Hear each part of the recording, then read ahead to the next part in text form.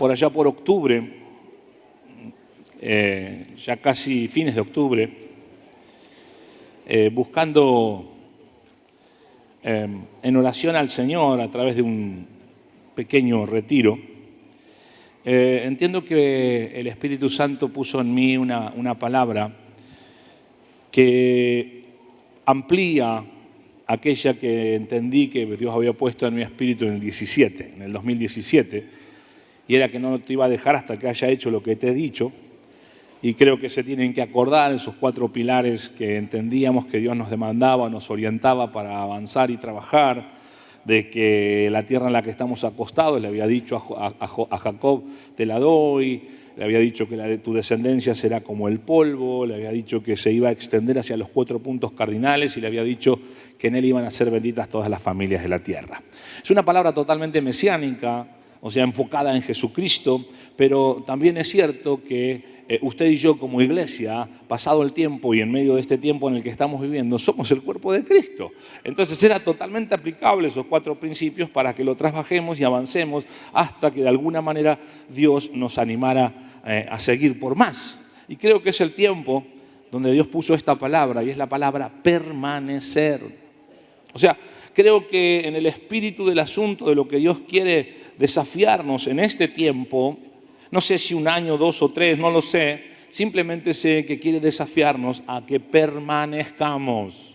O sea, a que logremos un nivel de estabilidad en nuestro espíritu, sobre todo nuestro espíritu, para ser de aquellos que permanecen. Y la ampliación o la idea general del permanecer es permanecer dando fruto, pero también lograr que el fruto permanezca. Y Juan 15 es bien rico en la enseñanza de esto, y es de donde entiendo que Dios puso en mi espíritu por lo menos 3 ítems básicos para que usted y yo no perdamos de vista esta realidad de permanecer. Curiosamente, como congregación local, este año en el que estamos transitando, cumplimos 75 años.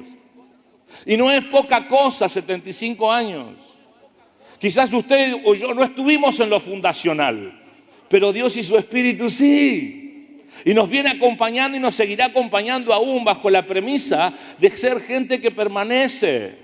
75 años permaneciendo, dando testimonio de Jesucristo en la ciudad. 75 años de permanencia en la ciudad, haciendo y proclamando y extendiendo el reino de los cielos a través de la proclamación del Evangelio. 75 años. Creo que la palabra permanecer es bien relevante de parte de Dios para nosotros. Creo que es algo que no podemos perder de vista y lo tenemos que tener bien presente en los próximos tiempos. No es un permanecer simplemente acartonado, sino es un permanecer en la firmeza que solamente el Espíritu puede darnos. Me acompaña en la lectura, puede parecerle larga, pero quiero que leamos todo el capítulo. Dice la Escritura allí en Juan capítulo 15, del versículo 1 al 27. Yo soy la vid verdadera, habla Jesús, ¿verdad? Y mi Padre es el labrador. Todo pámpano que en mí no lleva fruto lo quitará, y todo aquel que lleva fruto lo limpiará para que lleve más fruto. Ya vosotros estáis limpios por la palabra que os he hablado. Permaneced en mí y yo en vosotros. Como el pámpano no puede llevar fruto por sí mismo si no permanece en la vid, así tampoco vosotros, si no permanecéis en mí. Yo soy la vid, vosotros los pámpanos. El que permanece en mí y yo en él, este lleva mucho fruto, porque separados de mí nada podéis hacer. El que en mí no permanece será echado fuera como pámpano y se secará, y lo recogen y lo echan en el fuego y arden. Si permanecéis en mí y mis palabras permanecen en vosotros, pedid todo lo que queréis y os será hecho. En esto es glorificado mi Padre, en que llevéis mucho fruto y seáis así mis discípulos. Como el Padre me ha amado, así también yo os he amado. Permaneced en mi amor. Si guardareis mis mandamientos, permaneceréis en mi amor, así como yo he guardado los mandamientos de mi Padre y permanezco en su amor. Estas cosas os he hablado para que mi gozo esté en vosotros y vuestro gozo sea cumplido. Este es mi mandamiento, que os améis unos a otros como yo os he amado. Nadie tiene mayor amor que este, que uno ponga su vida por sus amigos. Vosotros sois mis amigos si hacéis lo que yo os mando. Ya no os llamaré siervos, porque el siervo no sabe lo que hace su Señor, pero os he llamado amigos, porque todas las cosas que oí de mi Padre os las he dado a conocer. No me elegisteis vosotros a mí, sino que yo os elegí a vosotros y os he puesto para que vayáis y llevéis fruto y vuestro fruto permanezca, para que todo lo que pidiereis al Padre en mi nombre, Él os lo dé. Esto os mando, que os améis unos a otros. Si el mundo os aborrece, sabed que a mí me ha aborrecido antes que a vosotros. Si fuerais del mundo, el mundo amaría lo suyo, pero porque no sois del mundo, antes yo os elegí del mundo, por eso el mundo os aborrece. Acordaos de la palabra que yo os he dicho, el siervo no es mayor que su Señor. Si a mí me han perseguido, también a vosotros os perseguirán.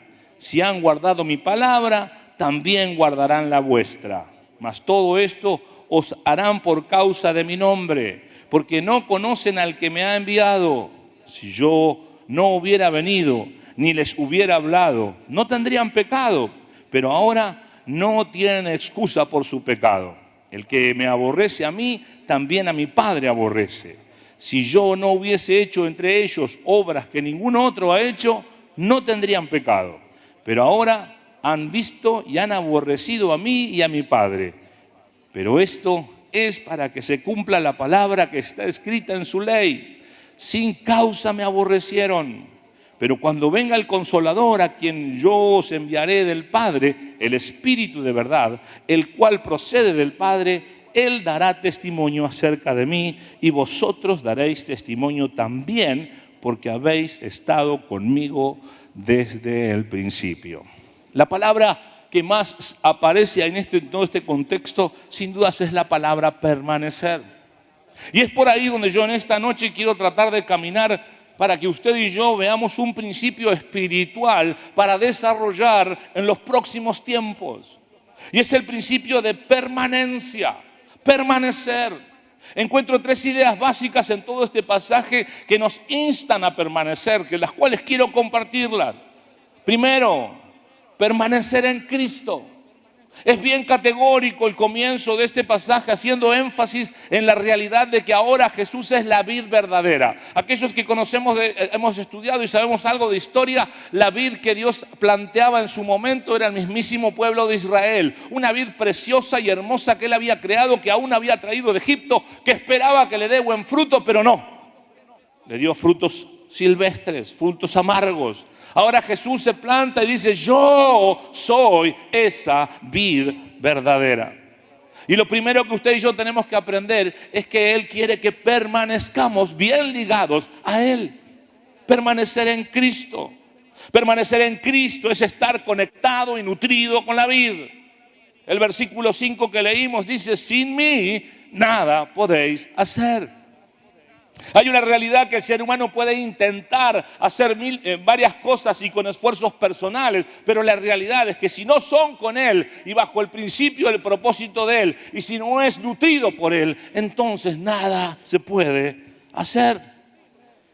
Puede parecerle básico, pero permanecer ligados a la vida es recibir su nutrición, recibir de su savia a través de 2 actos de los más hablados dentro del ambiente cristiano: la oración y la palabra.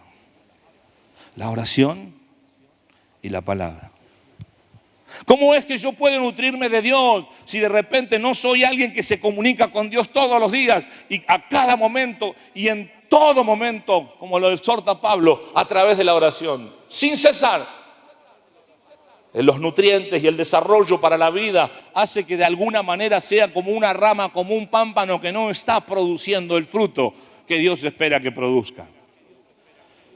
Nutrirme de la oración y de la palabra son básicos para poder crecer en esto de estar nutridos por la vid. Es aprender a confiar que toda la fuerza, poder y productividad vienen de Él, no de nuestras capacidades.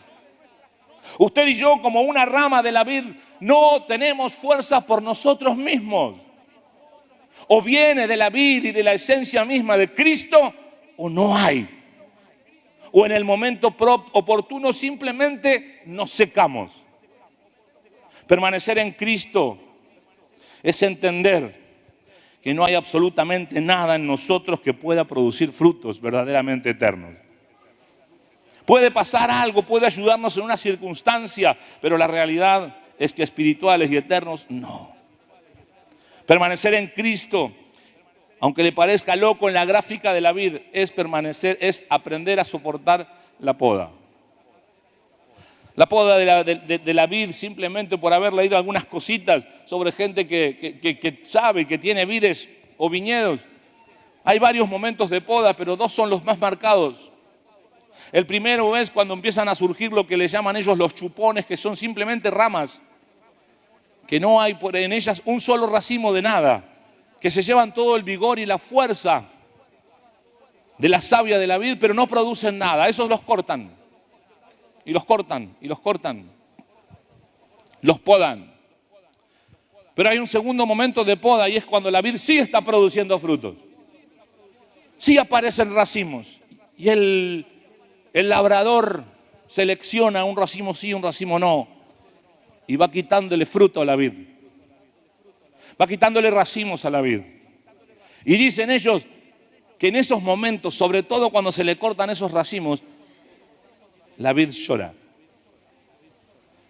Porque donde hicieron el corte, comienzan a caer gotas de su misma savia. Y ellos les llaman que la vid llora. La vid está analizada como uno de los árboles que para producir el mejor fruto o el mejor vino es de los árboles que más tiene que sufrir. De alguna manera el buen vino, que a usted y a mí nos puede gustar más o menos tomar, es producto del sufrimiento intenso de la vid. La vid tiene que sufrir sequía cuando quisiera tener agua. Simplemente porque si tiene mucha agua no se generan los azúcares necesarios en las uvas que después van a producir un buen vino. Y queda algo demasiado aguado. Tiene que sufrir la poda de que cuando quiere progresar y crecer le cortan los lazos llamados chupones que se van por allá. Y cuando está dando fruto pareciera ser que el viñador o el labrador no quiere sus frutos. Pero nada más lejos de la realidad. Quiere sus mejores frutos. Permanecer en Cristo, mis queridos, es aprender a saber que el labrador, el Padre, el labrador, también nos va a podar. También alguna que otra vez puede sacar de nosotros algún activismo infructuoso, por más que nos esté gustando, por más que nos parezca que es correcto. U otras veces cuando ya nos sentimos que estamos fructíferos, parece ser que el labrador viene y empieza a cortarnos y a eliminarnos ciertas cosas que vos decís, pero esto está bueno, esto está bien, ¿qué me está pasando? ¿Por qué Dios me permite esto? ¿O por qué Dios está dejando que suceda esto? No es ni más ni menos que su mano amorosa produciendo una poda para que lleves mejor fruto. Permanecer en Cristo es saber que la herramienta que Dios usa para la poda es su palabra. Porque fue Jesús el que dijo, por la palabra que les di, ustedes han sido limpios. Por la palabra que les di, ustedes han sido podados. Entonces volvemos a cómo es que estar conectado a la vid, oración y palabra. Oración y palabra. La palabra es la herramienta de Dios que muchas veces puede sacarte de un activismo innecesario como si fuese un chupón y otras tantas veces puede llegar a recortarte frutos. No porque sean malos, sino porque Dios tiene pensado algo mejor. Permanecer en Cristo, en definitiva, es llevar mucho fruto. Llevar mucho fruto significa que nuestras oraciones lleven fruto. El versículo 7 nos anima a permanecer en Él y en su palabra para pedirle al Padre todo lo que queremos y Él lo va a hacer. Ya no es una idea general de pedir como a usted y a mí nos parezca, sino es una idea planteada por aquel que es nutrido por la vid, porque permanece en Cristo y es podado por la palabra para que luego lo que exprese en oración sí esté alineado con Dios. Entonces ahí en forma perfecta y categórica Dios responde. A veces pensamos que simplemente porque hagamos una oración, Dios tiene la responsabilidad o la exigencia de responder según nuestros criterios. No, mi querido, no, mi querida, no es así el asunto. Dios jamás de los jamases va a ser manipulado por usted y por mí, por más oraciones que le hagamos, su propósito, su plan perfecto siempre se cumple. Nuestras oraciones deben alinearse con lo que Él quiere que hagamos y no nosotros decirle a Él lo que Él debe hacer. Es llevar mucho fruto. Es entender que nuestra conducta debe glorificar a Dios. Un verdadero discípulo es aquel que mira a su maestro, Cristo, la vid, y se nutre lo más posible para imitarlo en todo lo más que pueda.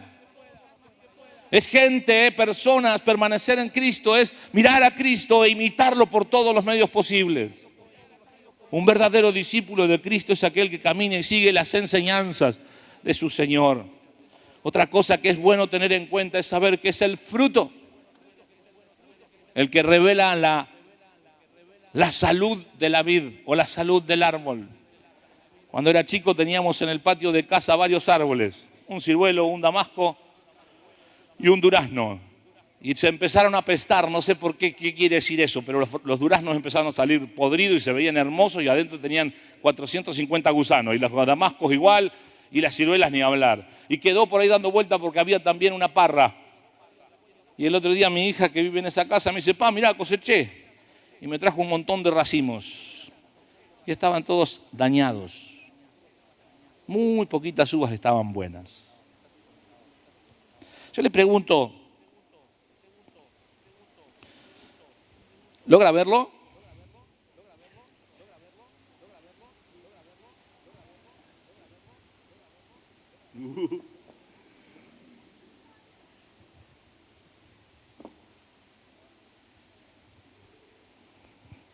¿Qué tal? Uvita fresca, ¿verdad? ¿A usted le parece que alguno de estos racimos son apetitosos? ¿No?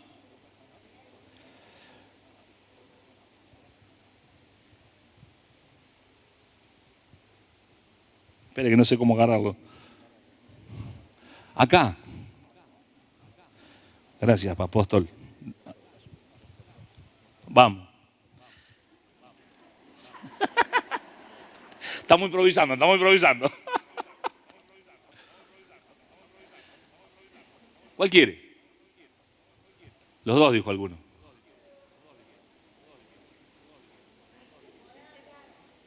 A vos para que conocés.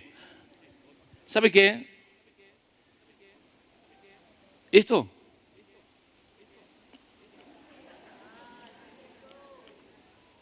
es de verdad. Este es de utilería. Este es trucho.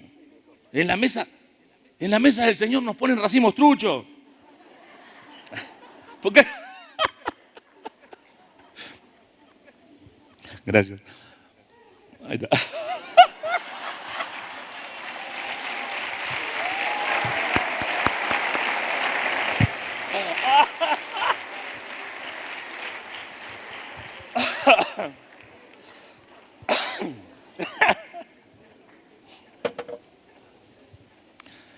Hay veces que usted y yo nos maquillamos de cristianos. Como leí también por ahí un comentario muy simpático. A veces los cristianos parecemos arbolitos de Navidad. No tenemos realmente vida, estamos bien maquillados, llenos y colgados y con muchos colgantes y frutos aparentes, pero no hay conexión con Cristo.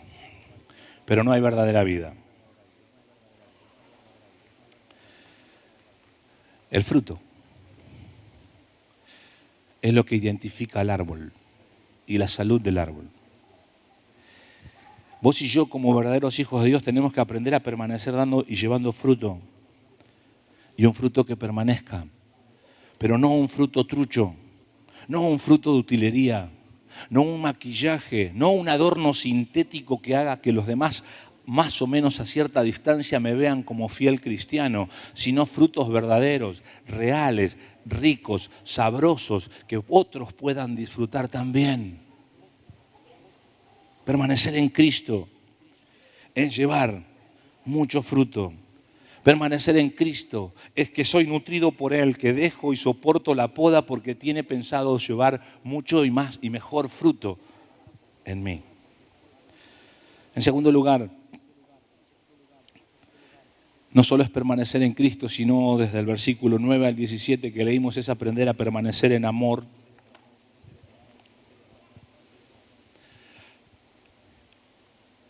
Al verdadero cristiano necesariamente lo debe caracterizar el permanecer en amor.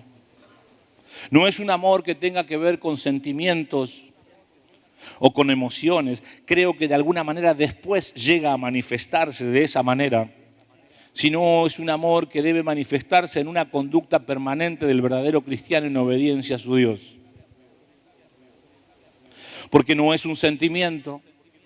Porque si fuese un sentimiento, hoy quiero y mañana no, hoy te amo y mañana no. Pero como es un estado de obediencia, como bien Jesús lo plantea, de que si lo amamos, permanecer en su amor significa obedecerle. De alguna manera Jesús golpea contra aquella vid primaria llamada Israel, que por todos los medios posibles hasta el día de hoy quiere y dice seguir obedeciendo los preceptos de Dios, pero curiosamente se han olvidado de amarlo. Porque el verdadero amor en el cual Dios quiere que usted y yo permanezcamos es un amor que obedece simplemente porque responde al amor de Dios, no porque son directivas y leyes que Dios ha planteado. Una obediencia sin amor es un genuino estado de legalismo y una religión por todos los medios posibles. Ahora, aprender a obedecer a Dios, a permanecer en amor, obedeciéndolo simplemente en respuesta a su amor, es lo que Dios espera de suyo y mío. No que caminemos solamente obedeciendo reglas, sino que caminemos amándolo para obedecer lo que nos pida. El pueblo de Israel cayó tan bajo en esto que aún así los mismos sacrificios no les importaba lo que tenían que matar, lo que tenían que cortar a la mitad y hacer morir desangrado. No les importaba si era el mejor de los animalitos. Lo hacían simplemente porque era legal. Y Dios parece ser que desde el cielo se agarraba y la cabeza decía, no me interesa eso. Me interesas vos, tu corazón, tu persona. Permanecer en amor es permanecer en un estado genuino de obediencia a Dios. Según este pasaje, permanecer en amor es vivir en plenitud de gozo, no de queja, de gozo. Pero pastor, si usted supiera las cosas que me están pasando, aún así te quiero decir que la Biblia te anima a que podés seguir estando gozoso. Porque el gozo de Dios o el gozo que Dios pone en nosotros no está dañado ni lastimado por las circunstancias, sino que viene solo de Él. Y es ese gozo de Dios el que en vos y en mí produce fuerzas extraordinarias. Pero si nos dejamos ganar o nos distanciamos del permanecer en amor y caemos en la queja, la plenitud de gozo nunca va a poder manifestarse en nosotros. Permanecer en amor es realmente posible en nosotros, porque fue Él el que nos eligió. Escúchenme, nunca fue ni será nuestra elección amarlo a Él. Siempre, absolutamente siempre, el poder amarlo es una respuesta a su elección amorosa para con nosotros. Siempre. Nosotros le amamos a Él, dijo el apóstol Juan en su primera carta, porque Él nos amó primero. La tendencia humanista que quiere exaltar al ser humano piensa que es el ser humano el que puede hacer cosas para agradar a Dios. No es así. Es Dios el que de alguna manera me inspira para que yo haga o diga algo, y en ese sentido es Él fluyendo a través mío, guiándome a hacer algo que quizás yo sin Él no lo podría hacer. Por eso permanecer en amor es posible solo porque Él nos eligió. Si alguno dice, escribe también el apóstol Juan, que yo amo a Dios y aborrece a su hermano, es mentiroso. Pues el que no ama a su hermano a quien ha visto, ¿cómo puede amar a Dios a quien no ha visto? Esto con honestidad es fuertísimo. Porque venimos y adoramos a Dios y le cantamos que lo amamos, pero resulta que estoy enojado y no quiero ni ver a fulano que está en la otra punta del salón.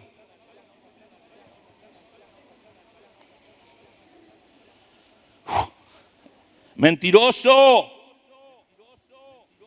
No lo digo yo.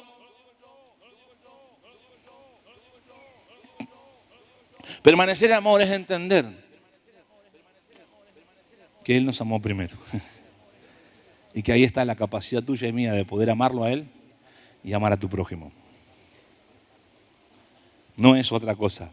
Y como amar es un mandato y hay que saber obedecer, entonces no se trata si sentís ganas o no ganas de amar a tu hermano o a otra persona, sino es que te pongas en obediencia a Dios para poder amarlo como Dios lo ama.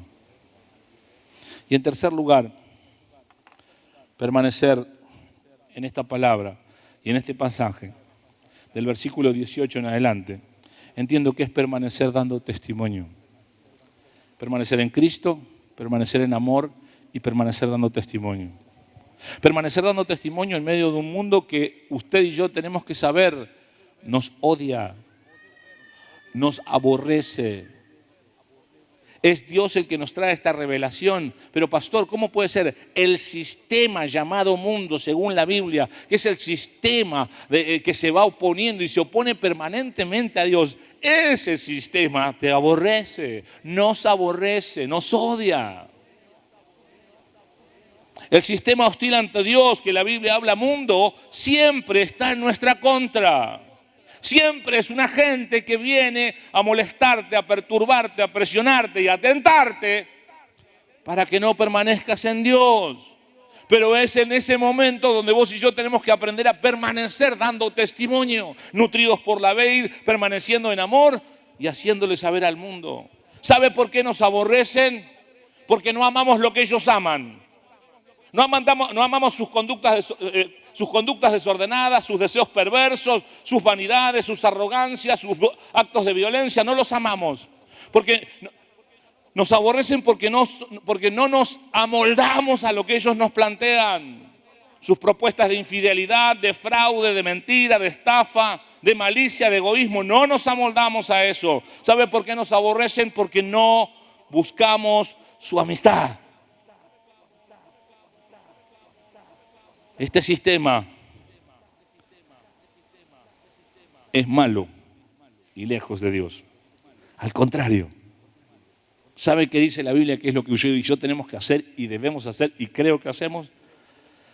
Al contrario, no los amamos, sino que reprendemos sus obras. Ok. Pero pastor, si por ahí a veces no nos tratan tan mal como antes. Hoy un evangélico es reconocido, es un tipo de buena moral. Es más, tenemos varios ahora que ya por la gracia de Dios están en lugares de alta exposición política. Gloria a Dios por eso. ¿Por qué pareciera ser que a veces el mundo no parece tan hostil como otras veces que perseguían a los cristianos? ¿Sabe qué es lo que creo? Que a veces puede ser que el mundo no sea tan hostil como pensamos, pero no tiene nada que ver con que nos ame. Estoy convencido que es un aborrecimiento encubierto. Y le voy a explicar por qué.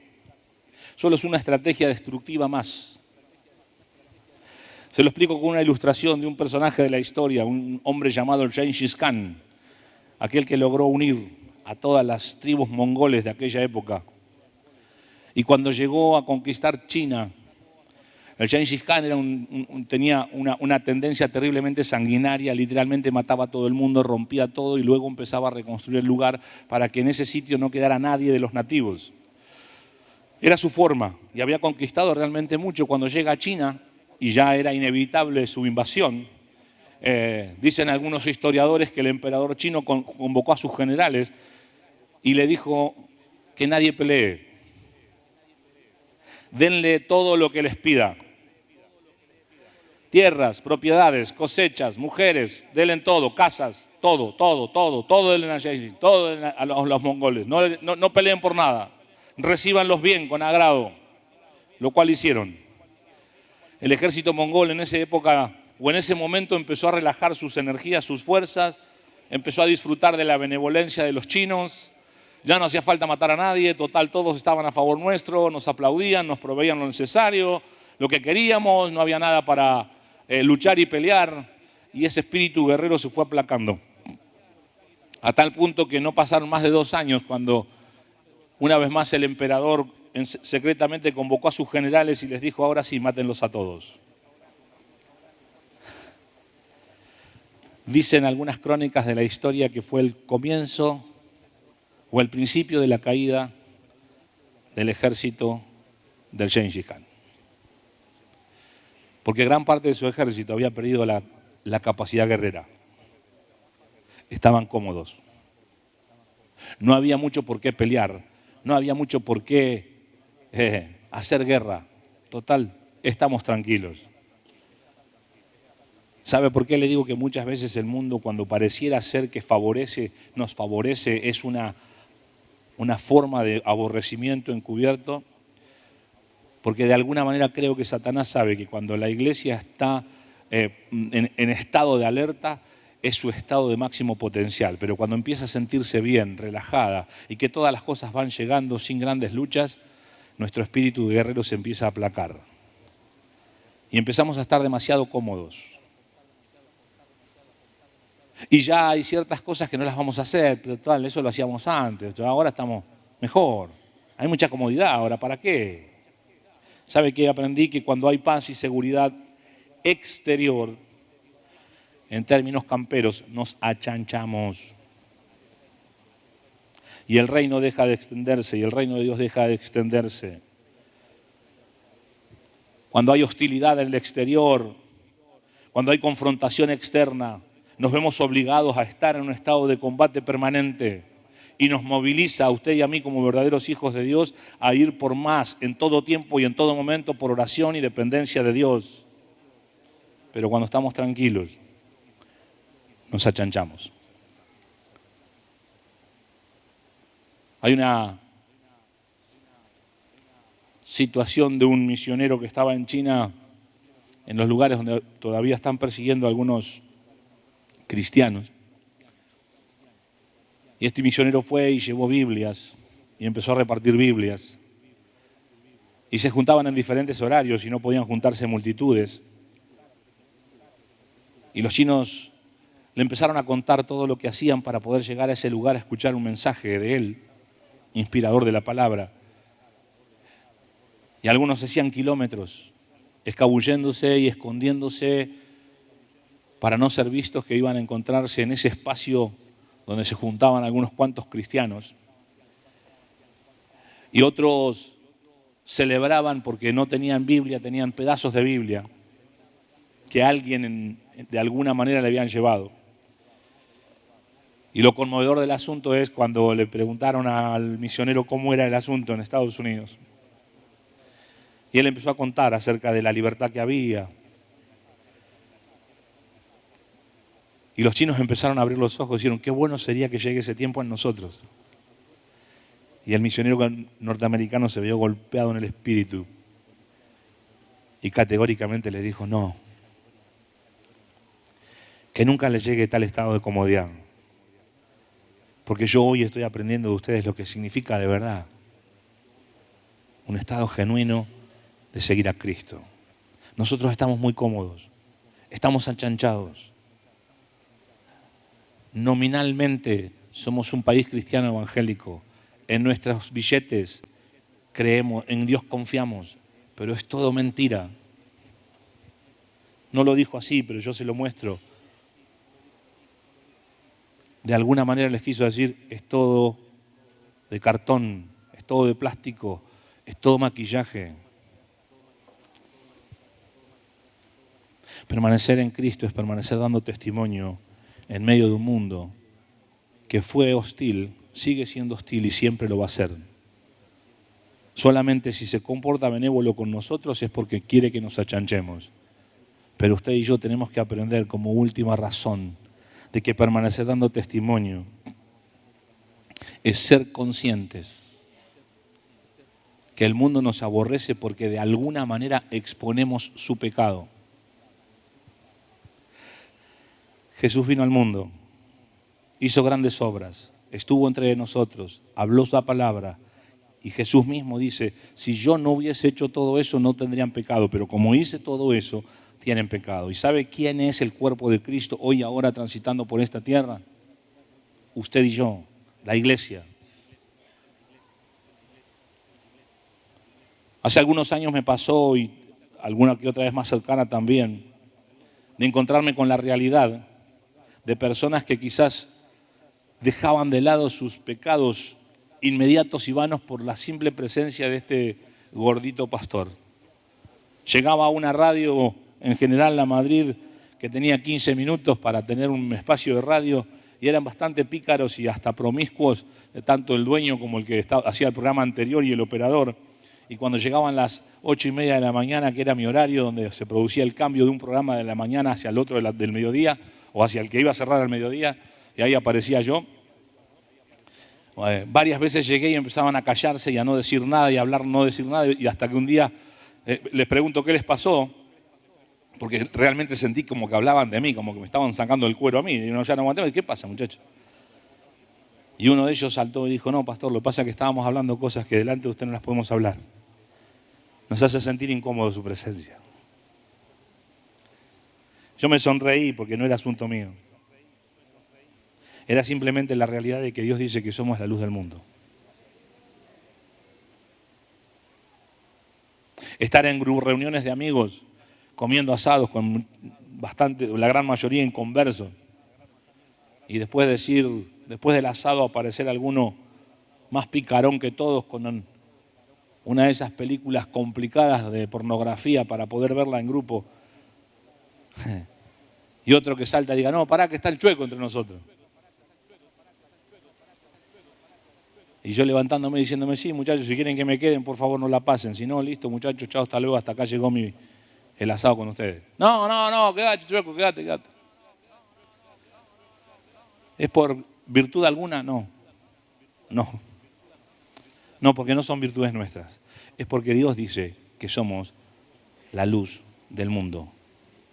Vos, con todos tus defectos, con todas las luchas que vamos teniendo, no se trata de lo que vos veas o decís que sos, sino trata de lo que Jesús dice que sos. Y Él dice que sos la luz del mundo. Nos aborrecen.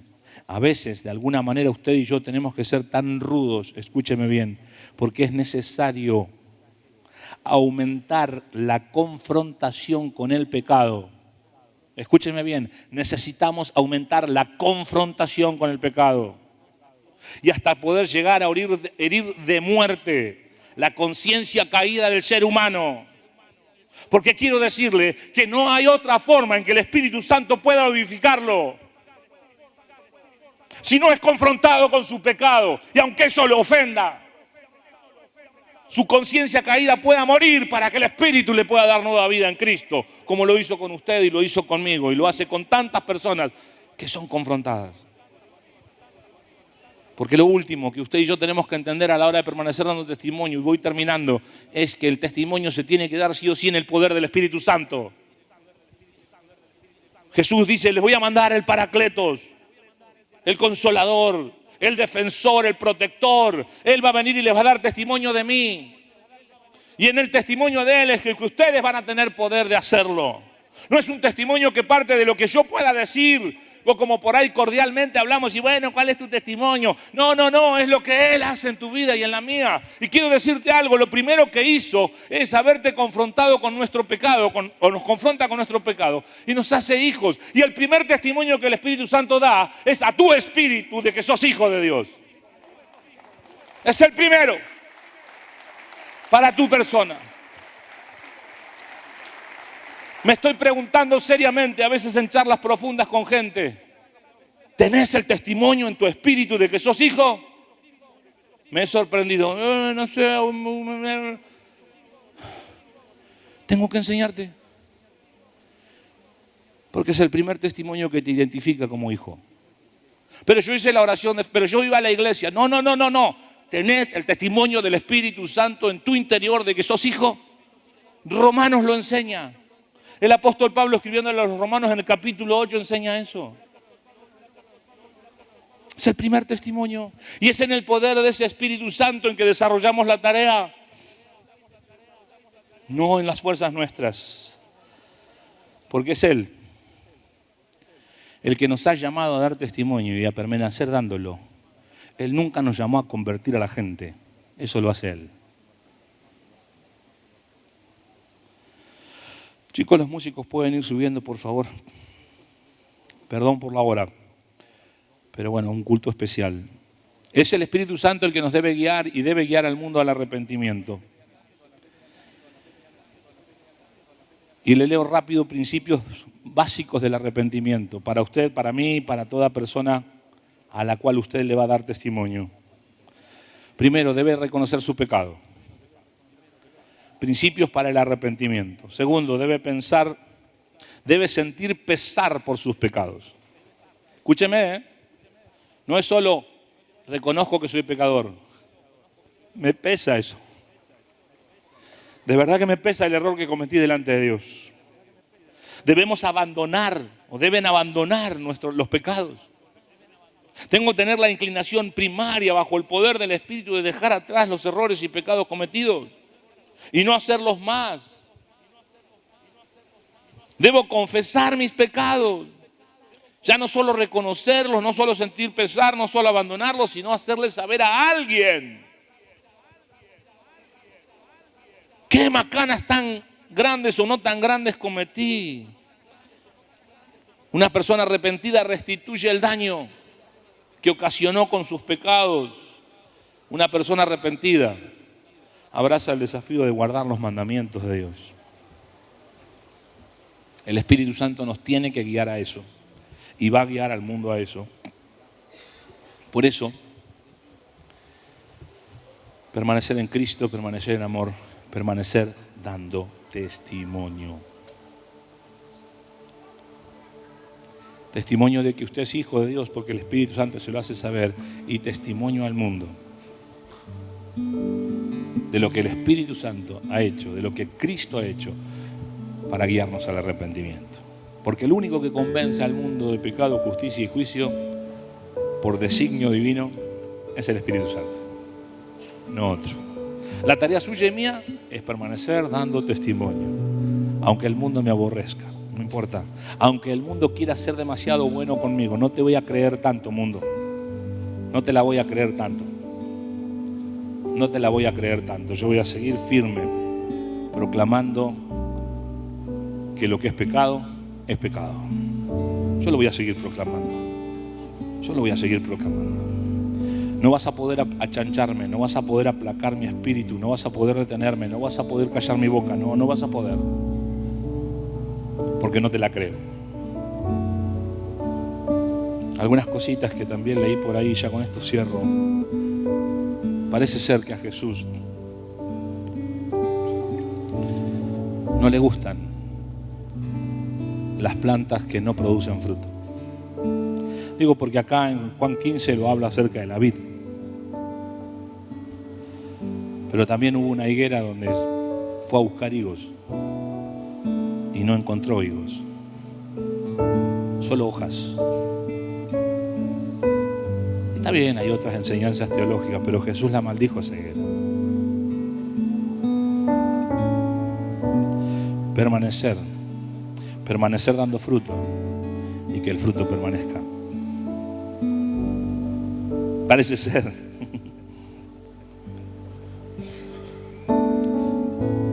que Jesús, cuando salimos de pesca, quiere pescar. Pero se lo llevó a Pedro mar adentro y pescaron después de una noche infructuosa. Parece ser que Jesús está interesado, muy interesado en esas cosas. Póngase en pie, por favor. Me acompañan cerrando sus ojos. De verdad ya termino. Pero necesito sembrar en usted, en vos, en cada uno de los que estamos hoy acá, la realidad de que Jesús quiere que, como lo escribió el apóstol Pablo, así que, hermanos míos amados, estar firmes y constantes, creciendo en la obra del Señor siempre, sabiendo que vuestro trabajo en el Señor no es en vano. Produzcan fruto siempre y sepan que todo lo que dejen y hagan y trabajen para el Señor va a dar ese fruto. Hebreos dice, pasajes que fueron lemas en algún momento de nuestros años: nosotros no somos de los que retroceden para perdición, sino de los que tienen fe para preservación del alma. Yo hoy en el nombre de Jesús quiero desafiarle a que usted permanezca. Permanezca en Cristo, permanezca en amor, permanezca dando fruto o dando testimonio. Permanezca, permanezca, permanezca. Porque todo lo que haga en el Señor no va a ser en vano. Y permanezca porque usted y yo somos de los que no retroceden, de los que no se dejan ganar por las circunstancias del mundo ni por las adversidades, sino de aquellos que confían y tienen fe para preservación del alma. Levante sus manos. Señor, oramos en esta noche, muy agradecidos por tu bondad. Señor, en el nombre de Jesús ruego que seas vos el que guíes nuestros pasos para lo que viene. Pero sobre todas las cosas, Dios, ayúdanos a permanecer en ti, a permanecer en Cristo, a permanecer en amor, a permanecer dando testimonio, a no callar, a proclamar la realidad de lo que sos. Ayúdanos a permanecer dando fruto y a que el fruto permanezca. Señor, nos has regalado como congregación local ya casi 75 años, en pocos días más, 75 años de existencia y de permanencia en la ciudad. Señor, regalanos muchísimos años más, regalanos la realidad de estar permaneciendo hasta que vos vengas, Señor, que esta congregación local y el testimonio que vos has permitido fluir a través de esta congregación permanezca, permanezca y permanezca y permanezca. Nosotros acá haremos nuestra parte. Nosotros en este Cronos haremos lo que nos toca. Nosotros en esta generación nos encargaremos de permanecer, permanecer, permanecer, permanecer. Te honramos, Señor, en el nombre poderoso de Jesús. Amén, amén y amén. Aleluya. Dale un aplauso al que vive por los siglos. Dios le bendice. Gloria a Dios.